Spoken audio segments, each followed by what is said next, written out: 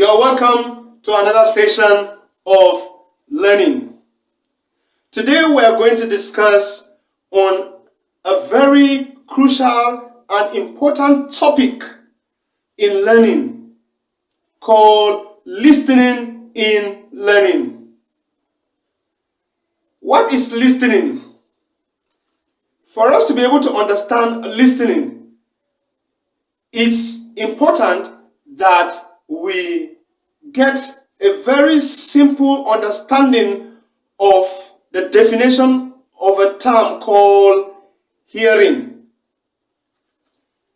According to Stephen E. Lucas in his book, The Art of Public Speaking, hearing is a psychological process which involves the vibration of sound waves on our eardrums and the firing of electrochemical impulses from the inner ear to the central auditory system of the brain. From this definition, we will understand that hearing is an unintentional act and could also be an involuntary action. Coming down to listening. What is listening? Listening is simply a kind of a hearing that we engage in intentionally, voluntarily, paying attention to the content so as to be able to interpret the content. Listening is categorized into basic types. 1. Appreciative listening. Appreciative listening is simply the listening one engages in so as to be entertained. A good example of appreciative listening is listening to a music that refreshes, that entertains.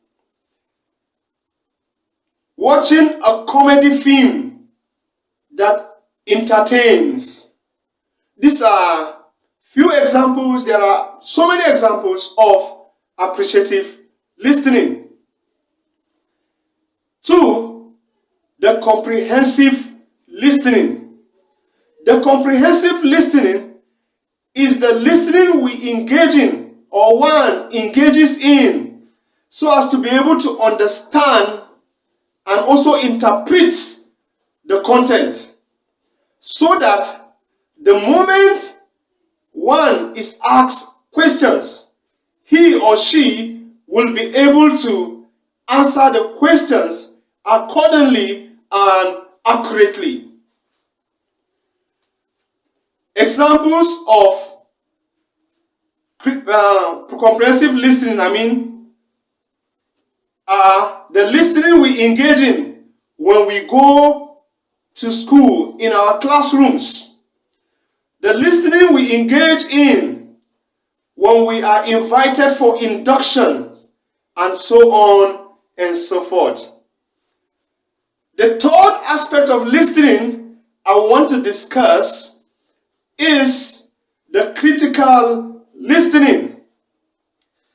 This aspect of listening has to do with the listening we engage in, or one engages in, so as to be able to either accept or reject the content.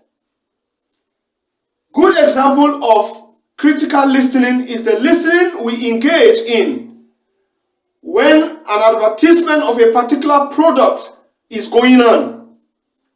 The listening we engage in when we are listening to a political party or aspirant in his manifesto. We are meant to engage in critical listening because we are left with the choice of either accepting or rejecting the content. The fourth aspect of listening or type of listening I'm going to discuss is called the empathic listening. The empathic listening is the listening one engages in so as to give emotional support to the speaker. Example of empathic listening is the listening a medical doctor engages in when he or she is listening to a patient. The listening a counselor engages in when he or she is listening to a client. The listening a teacher engages in when he or she is listening to his or her student with a private problem. These are few examples of empathic listening. In fact, the listening a therapist engages in is also called empathic listening. That leads us to another name for empathic listening. Another name for empathic listening is called the therapeutic listening. The fifth type of listening we're going to talk on is the rapport listening. The rapport listening is simply the listening one engages in so as to be able to win a client.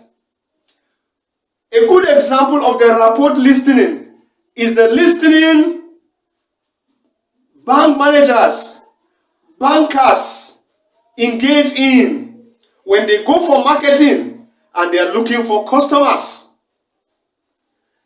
The sixth aspect of listening is called the selective listening. And this is the listening one engages in with a biased mind, either based on a preconceived idea or one has emotional difficulties in understanding the speaker. This listening is also called a bad listening.